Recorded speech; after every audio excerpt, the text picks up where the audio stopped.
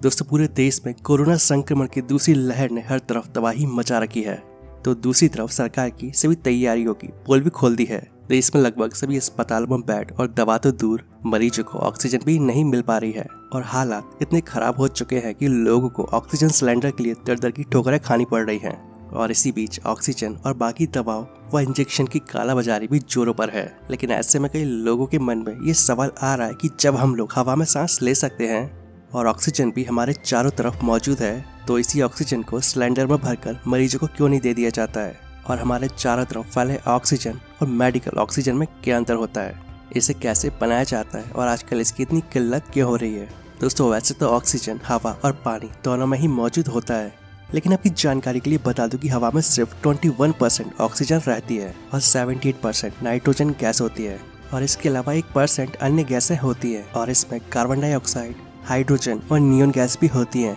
साथ ही पानी में भी ऑक्सीजन होती है और पानी में घुली ऑक्सीजन की मात्रा अलग अलग जगहों पर अलग अलग होती है और 10 लाख मॉलिक्यूल में से ऑक्सीजन के सिर्फ 10 मॉलिक्यूल होते हैं और इसी वजह से इंसान पानी में सांस नहीं ले पाता है, जबकि मछलियाँ आसानी से पानी में सांस ले पाती है। मेडिकल ऑक्सीजन क्या होता है? मेडिकल ऑक्सीजन का मतलब होता है 98% तक शुद्ध ऑक्सीजन, यानी कि जिसमें नमी, धूल या दूसरी गैस जैसी अशुद्धियां ना मिली हों। दोस्तों ये कानूनी रूप से एक जरूरी दवा है और जैसे 2015 में जारी देश की सबसे जरूरी दवाओं की लिस्ट में शामिल किया गया है। साथ ही आपको बता दूं कि मेडिकल ऑक्सीजन को WHO ने भी आवश्यक दवाओं की लिस्ट में शामिल किया है। जैसा कि मैंने आपको बताया कि हवा में सिर्फ 21% ऑक्सीजन होती है, तो इसीलिए मेडिकल इमरजेंसी में इसका इस्तेमाल नहीं किया जा सकता है और इसी वजह से मेडिकल ऑक्सीजन को लिक्विड फॉर्म में खास वैज्ञानिक तरीके से बड़े बड़े प्लांट में तैयार किया जाता है। लेकिन ये मेडिकल ऑक्सीजन बनती कैसे है? दोस्तों मेडिकल ऑक्सीजन को हमारे चारों ओर मौजूद हवा में से शुद्ध ऑक्सीजन को अलग करके बनाया जाता है। हमारे आसपास मौजूद हवा में 78% नाइट्रोजन, 21% ऑक्सीजन और 1% अन्य गैसें जैसे कि argon, helium, neon, krypton, xenon जैसी गैसें होती हैं और इन सभी गैसों का बॉइलिंग पॉइंट बेहद कम लेकिन अलग अलग होता है।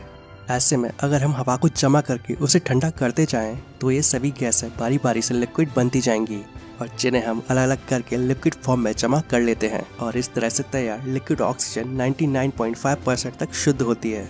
इस प्रोसेस में पहले हवा को ठंडा करके उसमें नमी और फिल्टर के जरिए धूल, तेल और अन्य अशुद्धियों को अलग किया जाता है। दरअसल होता कुछ यूँ है कि ऑक्सीजन प्लांट में हवा में से ऑक्सीजन को अलग कर लिया जाता है और इसके लिए एयर सेपरेशन तकनीक का इस्तेमाल किया जाता है, यानी पहले हवा को कंप्रेस किया जाता है और फिर उसे फिल्टर किया जाता है जिससे कि अशुद्धियाँ उसमें से निकल जाएं। और अब इस फिल्टर की हुई हवा को ठंडा किया जाता है और फिर इस हवा को डिस्टिल किया जाता है जिससे कि ऑक्सीजन को बाकी गैसों से अलग किया जा सके और इस प्रोसेस में ऑक्सीजन लिक्विड बन जाती है और इसी स्थिति में उसे इकट्ठा किया जाता है। दोस्तों आजकल एक और तरीका है ऑक्सीजन बनाने का। एक पोर्टेबल मशीन आती है जिसको मरीज के पास रख दिया जाता है और ये मशीन हवा में से ऑक्सीजन अलग करके मरीज तक पहुंचाती है।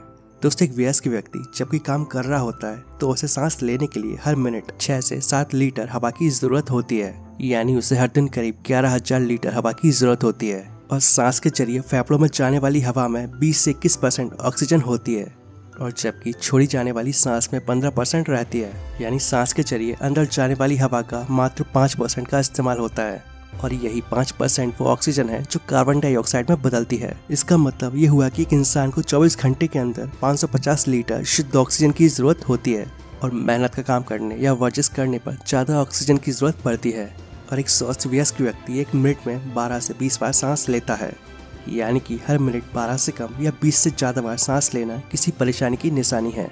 अस्पतालों तक ये ऑक्सीजन कैसे पहुँचती है?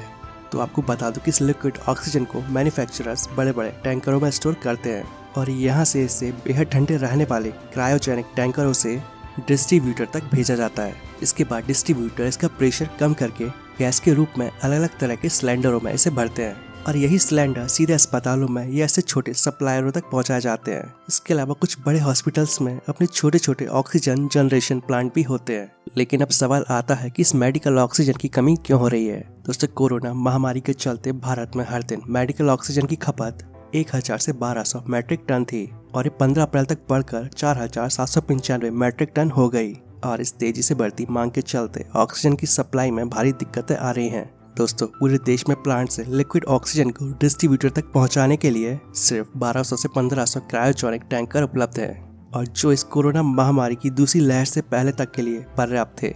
लेकिन अब हर दिन 2 लाख से ज्यादा मरीज सामने आने की वजह से टैंकर कम पड़ रहे हैं और डिस्ट्रीब्यूटर लेवल पर भी लिक्विड ऑक्सीजन को गैस में बदलकर सिलेंडर में भरने के लिए खाली सिलेंडरों की कमी है। तो इसी वजह से देश में मेडिकल ऑक्सीजन की कमी आ रही है। दोस्तों, भारत में एक तो नहीं बल्कि बहुत सारी ऐसी कंपनियां हैं जो ऑक्सीजन गैस बनाती हैं और इस ऑक्सीजन का इस्तेमाल सिर्फ अस्पताल में मरीजों के लिए ही नहीं बल्कि तमाम इंडस्ट्रीज जैसे कि स्टील और पेट्रोलियम वगैरह में भी होता है। भारत में Ellenbarrie Industrial Gases Limited, National Oxygen Limited, Bhagwati Oxygen Limited, Gagan Gases Limited, Inox Air Product Limited और रिफैक्स इंडस्ट्रीज लिमिटेड, ये कुछ कंपनियां हैं जो ऑक्सीजन गैस बनाती हैं। तो दोस्तों, अब आपको अच्छे से समझ आ गया होगा कि मेडिकल ऑक्सीजन क्या होता है और इसे कैसे बनाया जाता है। तो उम्मीद करता हूँ आप सभी को ये जानकारी पसंद आई होगी। वीडियो अच्छा लगे तो वीडियो को प्लीज लाइक एंड शेयर जरूर करें और ऐसी इन्फॉर्मेटिव वीडियोस आगे भी देखने के लिए इस चैनल को सब्सक्राइब कर लें। तो मिलते हैं नेक्स्ट वीडियो में एंड थैंक्स फॉर वॉचिंग।